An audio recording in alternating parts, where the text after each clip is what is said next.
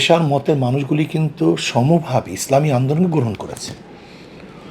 School বলেন, college বলেন, medical বলেন, ইঞ্জিনিয়ারিং ইউনিভার্সিটি বলেন, কওমি মাদ্রাসা বলেন, আলিয়া মাদ্রাসা বলেন, কৃষক, শ্রমিক, মজদুর, শিক্ষিত, মূর্খ, পুরুষ, মহিলা, হক্কানি পীর মাশায়েখ, তবলিগ,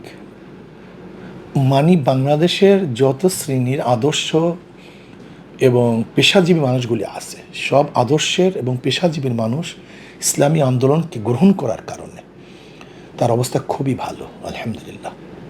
আমরা ইসলামী ঐক্যের ভিত্তিতে ইসলামী হুকুমাত কায়েম করতে চাই।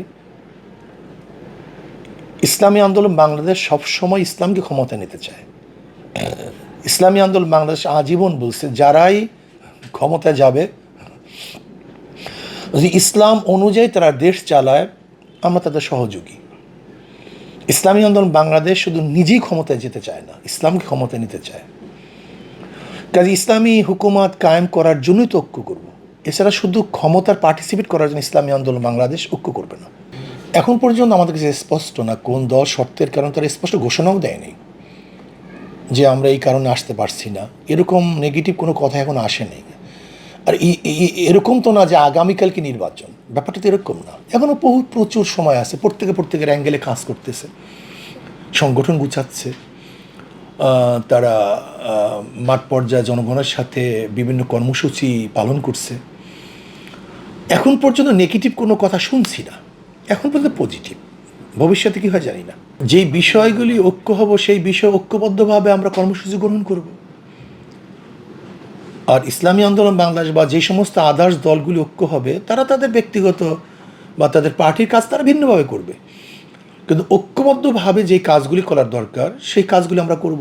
যেরকম সিট ভাগাভাগি, কে কোন জায়গায় নির্বাচন করবে, এগুলো তো ঐক্যবদ্ধভাবে করব। তখন তার কোনো এক পার্টির নির্দিষ্ট কোনো সিদ্ধান্ত এটা হবে না। ইসলামী আন্দোলন বাংলাদেশ সবসময় ইসলামের লাভ দেখে, তাদের দলের লাভ তারা কখনোই দেখে না। ইসলামী আন্দোলন বাংলাদেশ যদি মনে করে যে সর্বোচ্চ ছাড় দিলে ইসলামের লাভ বেশি হবে, তারা সর্বোচ্চ ছাড় দিতে রাজি। এমনকি ইসলামী আন্দোলন বাংলাদেশ বিশ্বাস করে যে ইসলামী আন্দোলন বাংলাদেশের বাহিরে অন্য আদার্স হকপন্থী ইসলামী দলগুলি নির্বাচন করলে বেশি ফায়দা হবে, ইসলাম ক্ষমতায় যাবে, তাদের ইসলামী আন্দোলন বাংলাদেশের সমর্থন জানাতে কোনো আপত্তি করবে না।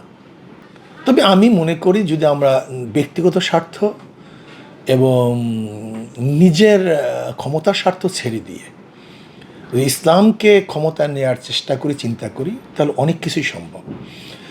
আর যদি নিজের অবস্থানকে ঠিক রেখে সবাইকে ব্যবহার করার চিন্তা করি, তাহলে ঐক্যটা দুরূহ হয়ে যাবে।